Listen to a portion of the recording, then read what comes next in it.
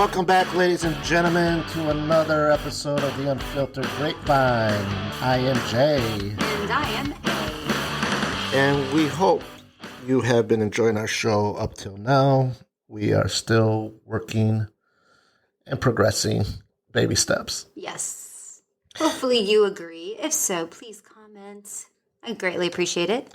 So for today's episode, we kind of were discussing what character do you relate to? A here heard a lovely TikTok or reel. No, it wasn't a TikTok. And brought up the subject. Oh my gosh. Yes, I did, actually. It was a YouTube video that I saw. It was an interview with Vanessa Van Edwards, and quite lovely. She has her own business. I believe it's called The Science of People, I believe is what it's called. And she decodes body language. Anyways, I happened to be watching this YouTube. The psychology of other people. I love psychology. You know this. And therefore it caught my eye. And the question was, I don't know how it came about, but anyways, the question, and this is not verbatim, so this was what I remember of the question. What character do you see yourself as? And this could be it sounded like there was more to that question, but it ends at as. Yeah. It could be fictional, it could be a book character, it could be movie character, it could be whatever kind of character. What character do you see yourself as? Very interesting. Yeah. I kind of relate to a few. Okay. But the one that stood out that I'm going to bring up and will bring laughter is a combination of Leonard and Raj from The Big Bang Theory. I can 100% see that. For sure. Yeah. Tell me why. I find myself to be nerdy, geeky, you know. I enjoyed the comic books, the sci-fi, and all that elements. Mm-hmm. But with Leonard, he got the girl. Mm-hmm. I feel I have the manliness or self-esteem level to get the girl. Mm-hmm. So that goes with that. And Raj is just kind of still the shy guy that I still have that a little bit in me, you know, but I can break out of that shell. I'm definitely not a Sheldon and totally, lockdown resistant, and because I do interact with humans. Mm-hmm. Oh my gosh. So does Sheldon, by the way. Yeah, but he struggles with it a lot. Yeah, well. And it's a lifelong process. And I don't think I am totally crazy like Wolowitz. So I have to admit, he's my favorite. He's so funny. He is funny. He's got the humor. He's got the humor. He really does, yeah. But he's got the... I just love how he looks like a beetle. Yes. Yeah, he does. He does look like he should be part of... Yeah, he really does. Joining Paul McCartney and John Lennon in Ringo Starr. But yeah, it's... that was the first of it. That was the first reaction I had. I mean, I also relate to Star Wars characters, but that's, of course, I'm a Star Wars nut. So, I just feel like a Jedi. I can relate with that. Okay, so hold on. Because I want to discuss this. Okay, so if you see yourself as that character, the Jedi, what part of you as your characteristics do you relate to a Jedi? Because remember, this is not who you want to be, not who you want to see yourself as. Is who you are now. Yeah, and who I am now. And if you go beyond the premise of this Star Wars storyline, and what is actually a Jedi is very similar to a samurai warrior, to a Templar knight.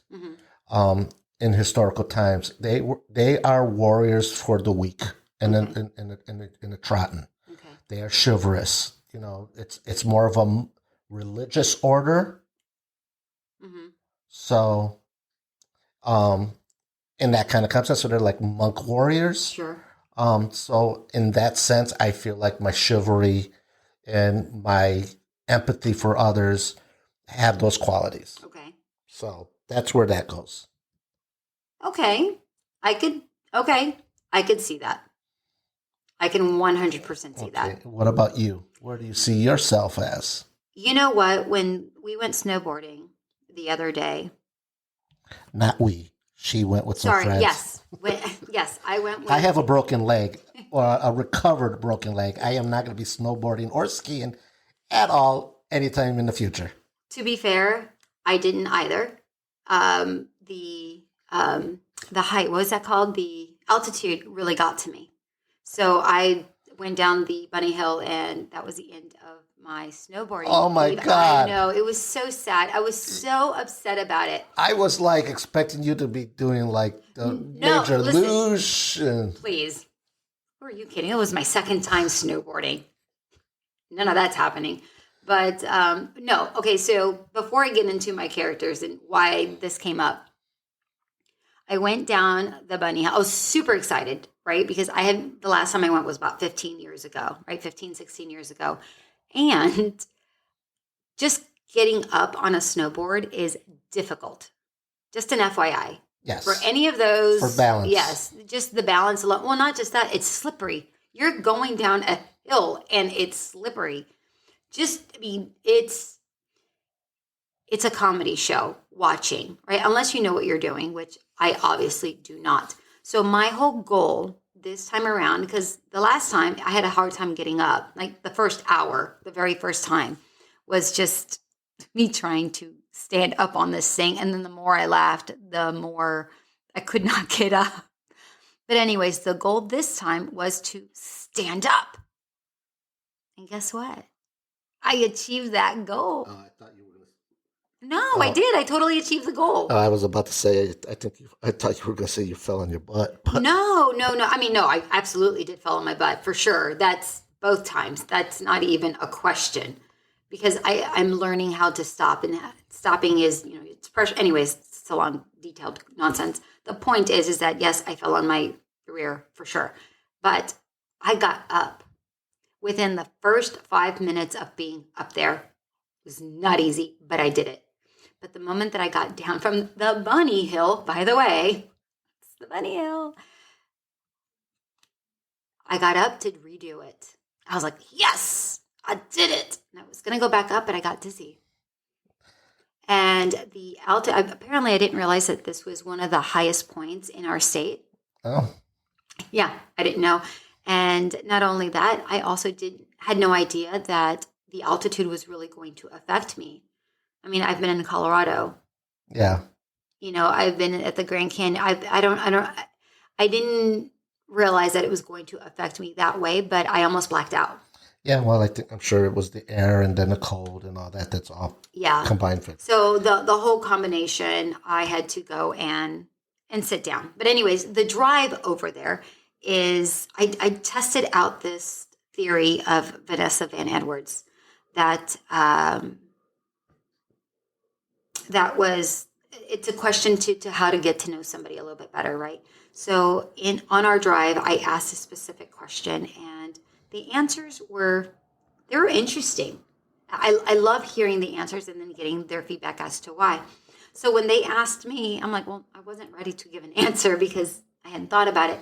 So the first answers that I gave were all men, by the way. They're just men. Apparently I'm more manly than most people. I don't know. But Alrighty then. Well, not that way. You know what I mean? I know. I'm picking. You know what? I don't even remember who I said at this point. But they were 3 different men. It was, I do. Matthew McConaughey was one, which is very odd that I even brought that one up. But after reading his book or listening to his book, Greenlight, I found him very interesting. And I was like, wow, I really connect with this man, which I found odd because I never thought I would. And I don't even know what brought me over to that book. But anyways, him and 2 more men, and for the life of me, I can't think of who they are right now. I really can't. I just Okay. remember that there were all three men. And I found that interesting. I started introspecting. I'm like, what the hell is wrong with me? But now that you're asking this, and I've watched more shows and read more books and so on and so forth, if you're asking me that right now, of course that might change later on, depending on your life and all of that. Well, I am asking you right now. I know. I'm smarty pants. Drink your wine. Speaking of wine, we are sharing a lovely little Pinot Grigio Tisdale from California. Trying to keep up with the theme of what we meant to do this program with. That's right. You know, light conversations with a glass of wine. So once again, it's a nice light white Pinot Grigio from the Tisdale Vineyards in California. Yes. They are not sponsoring us, but we would like them to. Yes. So continue. Actually, anyways, any vineyard. Any without vineyard, that. any wine distributors, please give us a call. Send us an Connect with us, email. please. We would love to sponsor. So lately, I've been watching the TV series. It's a BBC series called CB Strike. Okay. And I really connect with the female actress. Holiday Granger, I think is her name. Okay. The character is Robin Alloway, whatever. I don't remember it. Robin. Okay. And she's complicated. Oh, that's fits you. Well, there's that. But she's got a very interesting story. She always tries to do what's right and to please other people. And she tries to follow her heart. And anyways, she's very, very complicated. And I really don't want to go into details about my own personal life. But if you do, and by the way, the books, the TV series is based on books written by, who is it? I don't know. You're the one bringing it up. I know, shush. Boogers. Who was it? Well, if you're talking about BBC America, it's buggers. Well, good point. Robert Galbraith. Robert Galbraith is who writes this. And you know who Robert Galbraith is? The name actually sounds familiar. It's J.K. Rowling. Oh, Yeah. it's her name It's de her plume. pseudo. It's yeah, a her name de pseudonym. plume. Name Yeah. de plume. Yeah, and I'm actually listening to one of the books now, and not at this very particular moment, but yes, they're actually very well written. Cool. Well, she does write with pretty She's an amazing writer for sure. But you have a really great male point of view and a really great female point of view. But the female person is Robin, and that's the character that I really connect with. Like she's just badass, but not. Well, you know, sometimes there are those characters out there, and that speak to us. Yes. Well, she likes psychology. It's about a what is it? It's not science fiction. It's they're investigators. Okay. So she has always wanted to be a psychologist or something of that effect, and then. So she becomes like a criminal profiler for what they're doing. She actually starts temping for CB Strike, and he's got a very interesting story. And yeah, anyways, the show in itself is amazing. It's on HBO Max, and it's super HBO Max. Shout out. Anyways, it's a super great show. The books are even more detailed, but I love that there is everything that I enjoy. Yeah. Which is psychology, hint of mystery that you have to figure out, so you have to use your mind. But there's also intertwined love. There's a like a little love triangle. Not love triangle. It's sometimes not triangle, but a dynamic between the characters. there is, but they don't know it. So it's like a early stage moonlighting, like from the 80s, where there was that flirtation, sexual tension, No. but they just No, not even close to that. no. Although Moonlighting was a great show, no, this is completely different because this is darker. Okay. This is much darker. Moonlighting was a little bit funnier, Yeah, Moonlight is lighthearted. Moonlight This is is fine, this is but I'm talking darker, about the but dynamic of the no, characters. no, because they're two totally different people, but at the core they're very similar. Okay. And she is very much attracted to this person. He's very much attracted to her, but neither one of them want to say anything. And they don't recognize the little hints that are there, that although they're not true hints, that they're not trying to be hinting, but Yeah. it's evident. Okay. But anyways, that would be who I The dynamics of relationships and flirting and no, the character. That's who I connect with. Oh my God. but I'm saying that the two characters have a connection, but they don't really admit the connection and they don't Yes. express it right, and then they miss out. That's Yeah. a popular theme a lot with past TV shows I've witnessed Yeah. until they finally get together, and then the show usually ends. Well, what happens is that oftentimes I feel like you don't really recognize, or you don't want to say anything because you don't want to falter a friendship, or you don't want to falter the work relationship, or whatever that is. Yeah. Right. Immediately I bounce back to Gilmore Girls, where Lorelai and Luke have this constant flirtation, and everybody knows that they need to be together. Like, everybody knows it. Yeah. And it took 8 seasons to them to finally. I think they only had 6, but I think in the 5th season they finally got together. I don't know. Honestly, I never finished watching it, so I really don't know. So I could be wrong. I have no idea, but I should probably finish that. That might be a good idea to kind of know how the series ends, because I honestly don't remember. I didn't watch the show, but I remembered it on television because I was a CW, Warner Brother, whatever. That's right. We did talk about that. Whatever network it was at the time. I don't remember. I want to say it was CW. WB. It was WB that turned into the CW because, if I'm not mistaken, the WB and the UPN, which was the Paramount Network, joined together and formed CW. Network, I don't know any of that nonsense. Network television from the 1990s into the 2000s. Sure. It is what it is. Whatever. Yes, that. But actually, funny enough, when we were up in snowboarding. Was it snowboarding? Anyways, recently I saw somebody wear a Luke Steiner shirt from the Gilmore Girls. Yeah. I forget what it said, but I'm like, yes, that's amazing. I don't know any of those shirts, but I just thought that was super cool. She was a mom with some kids and her husband, and I just thought it was neat. So she had the little Gilmore merchandise. Yeah, good for her. I walk around with Star Wars merchandise, so it is. Yeah, we all have our quirks. Absolutely. So along those lines, as we were talking, and as I was watching CB strike,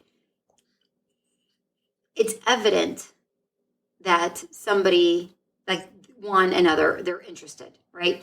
It's not obvious, but it's like you can feel the chemistry. Right. So with that being said, are there certain body languages that you pay attention to when you're talking to somebody that you might recognize something? Well, I know in the past, reading stuff, they always say, like, when a girl's twiddling her hair while you're in a conversation, it's kind of like a flirtatious mood that she is paying attention to you and interested in you and all that. So there's those moments that I kind of try to keep an eye. I in the past kept an eye on. I know with my girlfriend right now, when I'm talking with her online and all that, if she's rolling her eyes at me, I know that either I bored her to death or I repeated something that she's just like, okay, I'm over it. Let's go somewhere else. Let's change the subject. So, I mean, there's those moments. But yeah, I feel like if you're engaged with somebody, you're gonna lean more towards them. Mm-hmm. because you're going to want to be more interactive to show that you're listening and Yeah. be fidgeting and all that means that they're probably not interested or getting bored or getting anxious and all that. So you're going to want to try to loop that in. But what do you pay attention to specifically? I look at hands. I look You at look at hands of people's hands if they're fidgeting and all that, and I look at their face, their reactions. Again, rolling of the eyes, maybe looking out to the wonder, not looking directly at me, because I know I've been guilty of not really maintaining eye contact. Yeah. But I don't think that's more of not being interested, more of me being timid. Okay. And also it's just like maybe a little nervousness in it. So I kind of like wander my eyes a little bit. Sure. But I think when a person is looking at you and is engaging, you have that dynamic. So that's always important. Okay. And that's regardless whether it's male, female, or male, whatever the female, relationship. yeah, whatever the relationship. If a person is maintaining an eye contact with you and is like really looking to listen with you, I think is extremely important. Okay. And I keep on covering my mouth with my hands as I'm talking to you, so I don't know how this microphone reacted right now. I don't know. Yeah, so We'll find out. Yes, but I think that's a dynamic in general with conversation. Is that reaction? Moving around. I mean, I know I've read things about moving around in a chair, frequently, and all that is a fidgeting situation. But I don't really pay attention to that too much, or have paid attention to that. I try to focus more around the face and the head. Okay. So that's my 2 cents. That's your 2 cents? That's my 2 cents. What about you? I pay attention, probably about the same things. I pay attention to the face, definitely the eyes. I feel like the eyes say a lot. I feel like the eyes give away more than they mean to give away. The hand gestures, I feel, also give a lot away. I was in a situation not too long ago where somebody was talking. They said something. I won't repeat it because I don't want to call anybody out. But they thought I was somewhere, and I gave a Doctor Who reference, which went completely over their head, and it was very evident that it went over their head.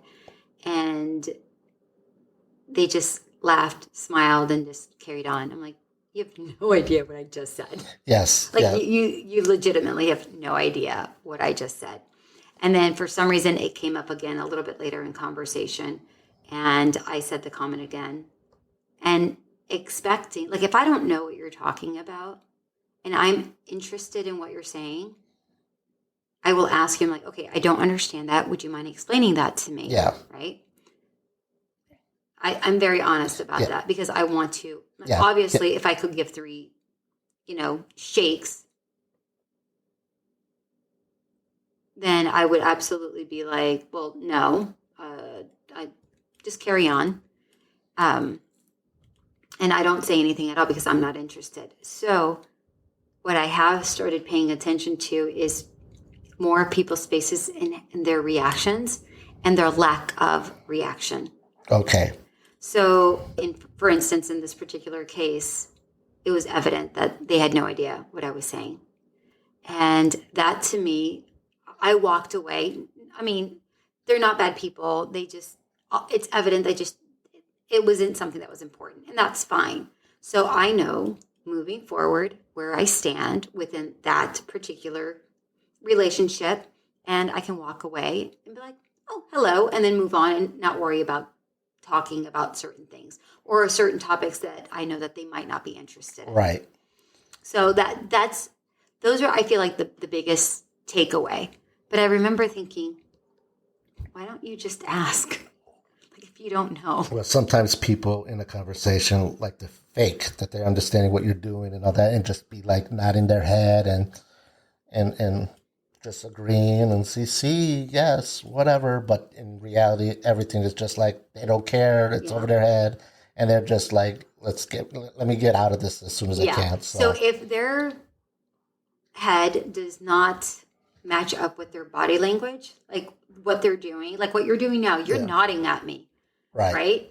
You're agreeing with me at this point. Correct. Right. So when you're nodding and your body is doing something completely opposite, I'm like, well, something's not right there. Something didn't add up there. Yeah. But I didn't pick this up until after I started watching Vanessa Van Edwards, and I'm like, I should really pay more attention to body language.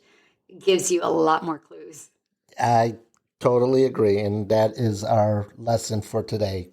Pay attention to body language. Pay attention to your surroundings and everything, with the people around you and all that, and you will learn a lot. Yeah, I think you should also pay attention to your own body language. Yes.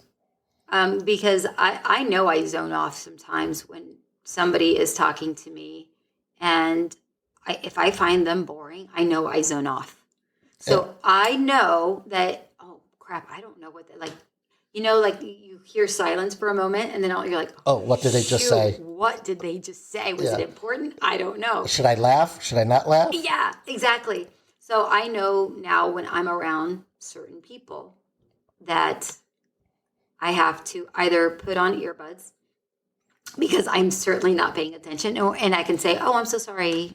I was listening so I didn't pay attention. Or I just really focus in and go, yes, and really make the extra effort, so I don't come off like a jerk face. Well, I'm just gonna close out this. I'm gonna close out this comment with something I remember from stand-up comedian Angela Johnson Reyes. Okay.